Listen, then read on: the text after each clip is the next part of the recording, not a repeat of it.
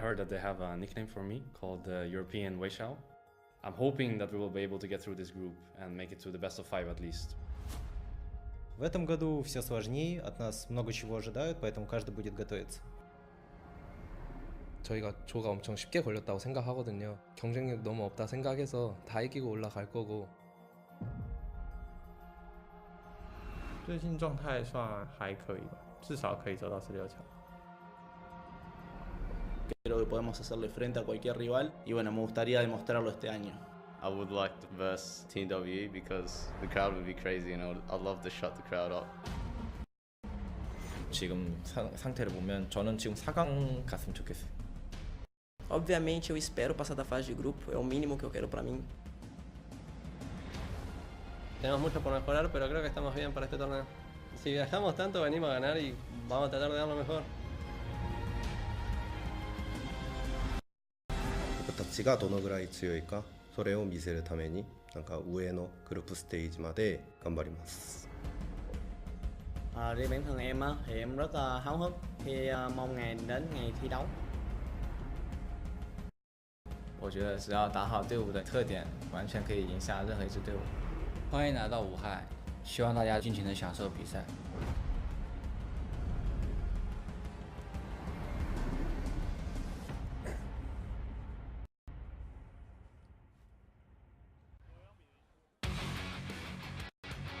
好的，现场所有英雄联盟的召唤师们，让我感受一下你们的热情，好吗？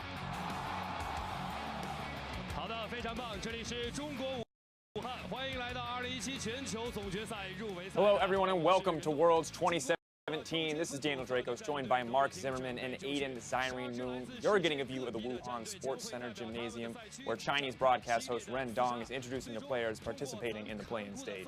I'm so excited that finally Worlds is starting. I've been waiting. made it, Mark. I did it. I've been waiting for so long. Even though it's only been 2.5 weeks, it feels like forever since the regional qualifiers ended. So it's so exciting. Yeah, I'm incredibly excited to see these play-in teams and see what they got. And now it's time for us to look at those exact teams coming in from Group A.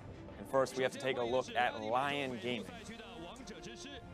Lion, from the LLN, has 9 regional championships. They are the most domestically dominant team in the entire tournament. They have absolutely obliterated their region for years. So good to see them again. Of course, very close battles for Lion in the past when it's come to these sort of stages, when it's come to qualifying rounds at MSI especially. Yeah, I mean, this is a team that had such a close match against Gigabyte Marines. Didn't quite get out, but there was one match separating the two.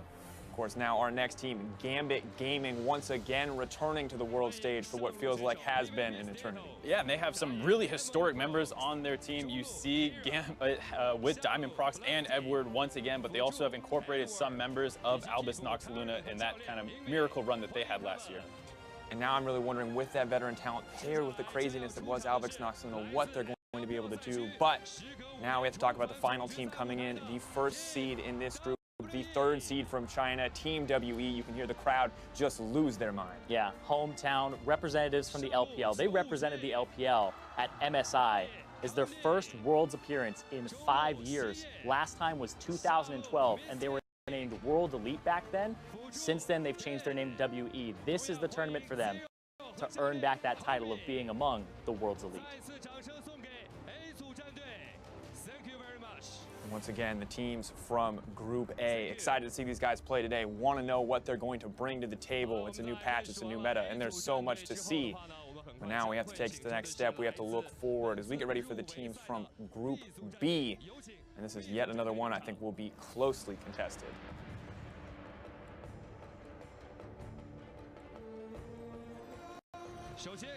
First up is, of course, the Direwolves coming in from Oceania, the OPL, and these guys, I think, a surprise appearance once again on the international stage. Yeah, I mean, they're a very old org in the Oceanic region, but they retooled really heavily in 2016, rebuilt their roster, and now for 2 splits in a row, they have won their region, and they represent them at MSI, and once again, here at the World Championship.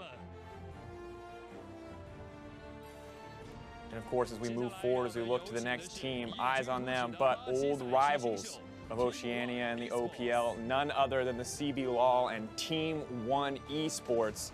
If you want to talk about surprise appearances on the stage, Team 1 are definitely a solid case. absolutely incredible that they've made it here. A big surprise for Brazilian fans. They joined the league in summer. This is their first split as a team, and after that one split, they were able to take down Brazil's MSI representatives of the Red Canids and the infamous Pain Gaming to get here. Very surprising, I think, very impressive that they have made it this far. But of course, the final team to round out this group, I think a stranger to none for any of the English-speaking viewers, Cloud9, coming in as the first seed in this group, the third seed from NA. Yeah, since Cloud9's inception, they have never missed a Worlds appearance. This is their 5th consecutive Worlds. And the only consistent member among all 5 of those appearances is Sneaky. It's really great to see this guy on the world stage once again. Had a little bit of a rough split, but he bounced back right at the very end. And once again, the teams of Group B. One last wave to the fans before they take their steps off. They will be playing today alongside the teams of Group A. Really wonder what they're going to show us as well. See what we have in store here at the play-in stage.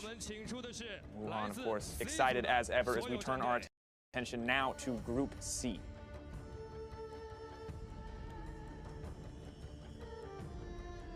First up, a surprising one for many, coming in as the 2nd seed from GPL and the 2nd Vietnamese team at this tournament playing stage, Young Generation. Such an amazing story for this region. Yeah, I mean, this is the first ever 2nd representative from an emerging region. That's all off the back of the work that the Gigabyte Marines had done at the Mid-Season Invitation. And now it's time for the Vietnamese region to prove off of the Gigabyte Marines' performance. Is it just them, or is it the entire region that needs to be respected? Yeah, and I want to know. We can have another Levi. What else have they got to show us? What kind of monster mechanical performances will we see? But that's no longer the focus, as Chaos Latin Gamers will be the next team to take the stage. And these guys have been up and down, but they definitely earned their spot this year. Yeah, I mean, they were relegated in spring, had to fight for their spot in the promotion tournament. They stayed in the league, and now they actually won summer, and they're representing the whole region. They upset Asurus Gaming, the representative at MSI earlier in the year, so huge, like you said, bounce-back performance for them. Of course, the final team to round it out, 3rd seed from Europe and 1st seed in this group, it will be Fnatic, representing Europe. I'm curious to see what they can bring out here, what they can show us in the world stage. And they are completely used to the world stage. This is their 6th Worlds appearance, only missing 2016 last year. But after that failure, they went back to the drawing board and they rebuilt around the Star 80 carry Reckless. So I'm really eager to see what happens here. Got the synced up fingers. They're ready. They got 3 veterans, 2 rookies. Both the rookies are there as well. They're ready. They're synced up, but Group C done. One final group remains, and there's so many groups, so many interesting stories here. But the final one I think I'm especially excited for, it is going to be Group D coming up.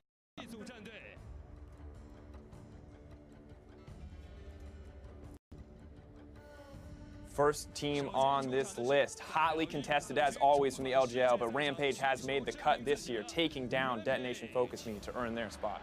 And it's a little bit of a redemption story here for Rampage Gaming at Mid-Season Invitational. They kind of busted out a little bit of the group stage. They did have a good bounce-back performance at Rift Rivals, and they're looking to kind of continue that evolution on the international stage.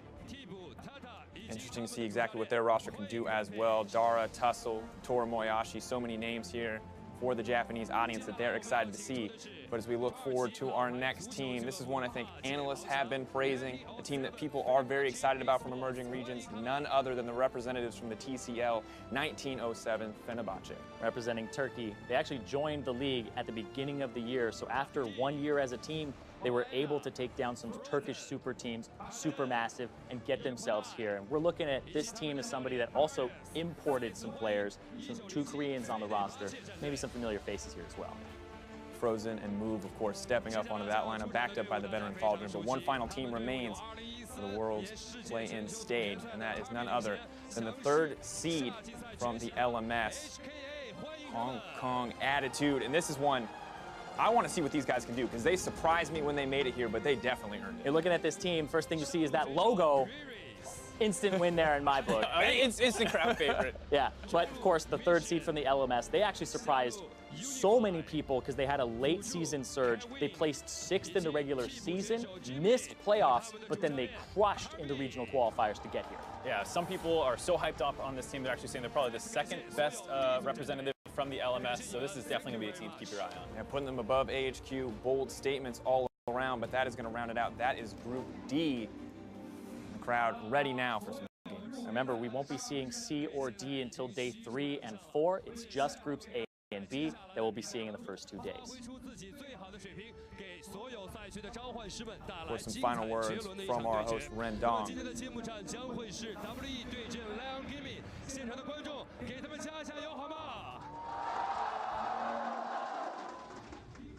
Hello once again.